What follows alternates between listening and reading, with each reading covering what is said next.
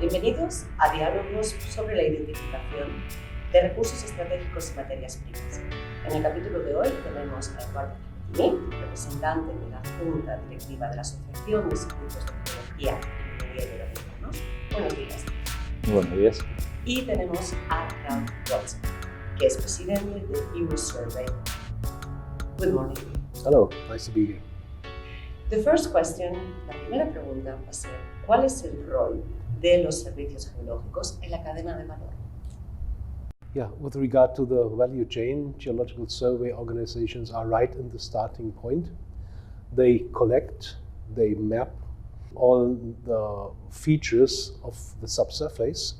It is about minerals, groundwater, soil, storage capacity of the subsoil, and other natural resources.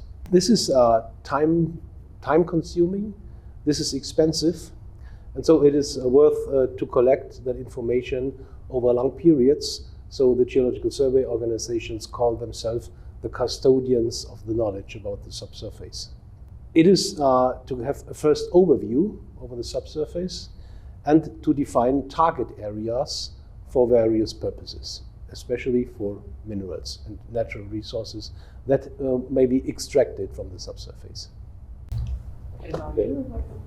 Estoy plenamente de acuerdo con lo que se comentó recién. Los servicios geológicos tenemos una responsabilidad inicial, somos los que tenemos el conocimiento experto del suelo y el subsuelo. Generamos una información básica que sirve como herramienta para el ordenamiento territorial, como una herramienta que permite orientar las inversiones en un mundo globalizado donde las inversiones se dirigen a aquellos lugares donde están dadas las condiciones para desarrollar negocios. La información de conocimiento del territorio es básico para que, combinada con la información de la posibilidad de desarrollo político y económico de estas inversiones, termine generando una priorización de áreas. Nuestra información, entonces, es la base científica para tomar decisiones en dónde invertir en esa exploración avanzada y facilitar la toma de decisiones de las empresas. Complementando lo que me acaban de decir, ¿cuál es la contribución de sus asociaciones como tales? Involucra a todos los países iberoamericanos de habla hispana, es decir, Centroamérica, el Caribe, América del Sur, más España y Portugal, que es una bisagra de vinculación con Europa. Y nuestra intención de trabajo común es coordinar esfuerzos en el entendimiento de que cuando más logremos tener criterios comunes, conceptos comunes para encarar los problemas científicos, vamos a generar una información más accesible para el global de los usuarios y de esa manera buscamos estos procedimientos normativas comunes que permitan complementar la información. En geología sabemos que los límites de territorio de los países no son un límite de la geología y muchos aspectos del entendimiento de la geología ayudan a entender dónde pueden estar los recursos minerales y un entendimiento que permite integrar el saber geológico de un lado y otro de la frontera, permite entonces un mejor análisis y es por eso que desde la Asociación de Servicios de Geología y Minería Iberoamericanos desarrollamos estos protocolos, estos criterios comunes, pero además generamos productos comunes donde integramos el saber geológico a ambos lados de las fronteras, de modo tal de poder integrar la información y brindar un cuerpo de información a los usuarios externos. Muy interesante, muchas gracias, Eduardo. So then, Ralph, can you tell me as well what is the contribution of EU Survey, please? In Europe, we have developed national geological descriptions, national geological classifications over the last 100 or 150 years. And we did it at the national level, so in a pan-European scale, it does not fit together automatically.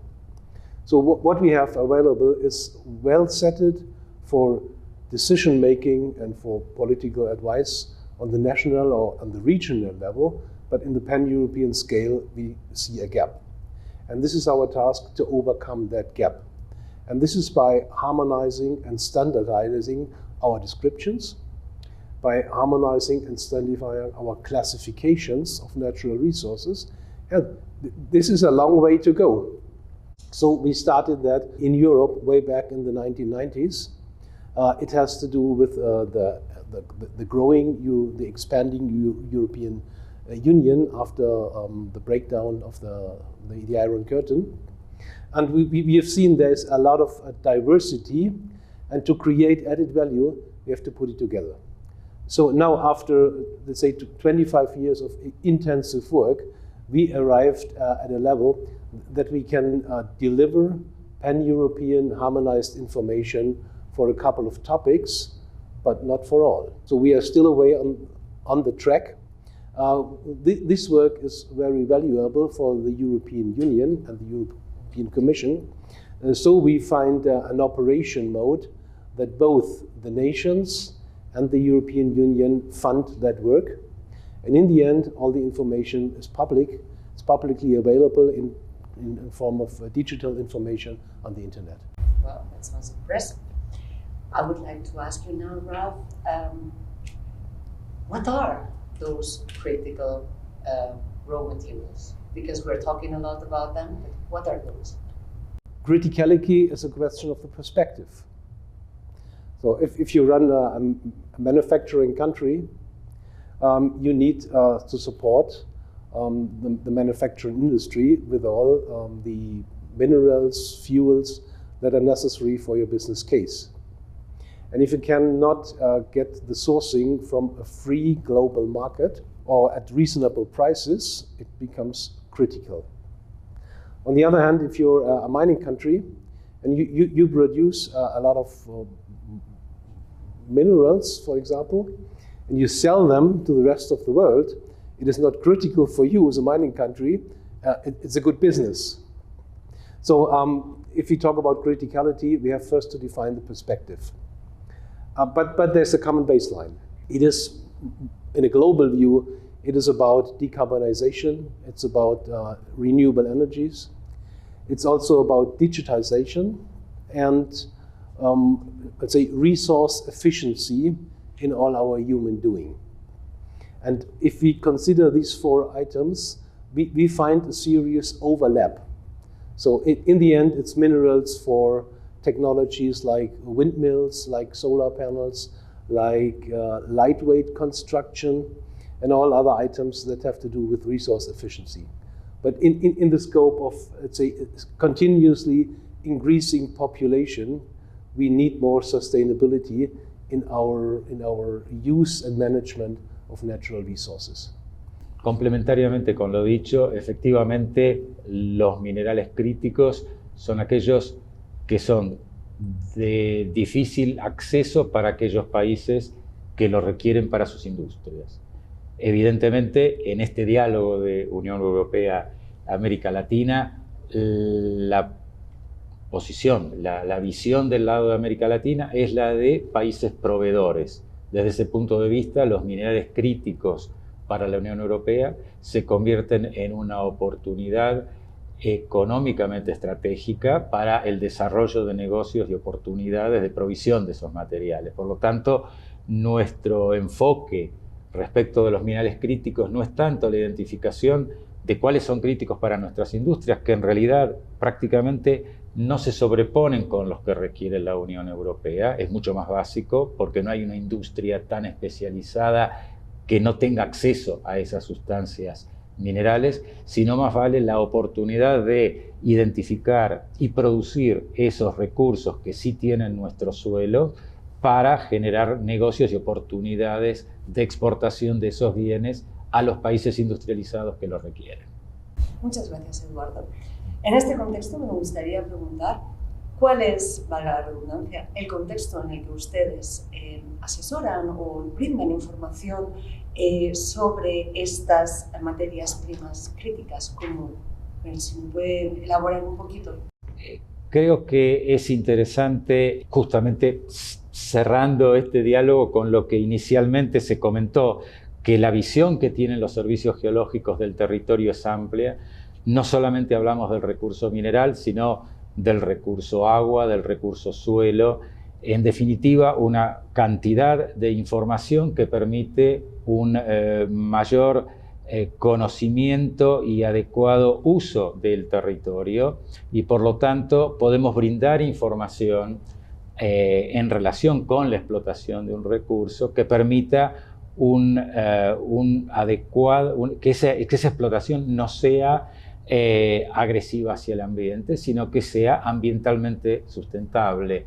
Entonces, la información que puede analizar del territorio el servicio geológico permite tener esa evaluación más completa y global, y no solo focalizada en el recurso como algo económico a extraer y a generar divisas, sino que sea amigable con el entorno. Muchas gracias, Eduardo. What about you? What are your views on, would you like to complement what Eduardo just mentioned?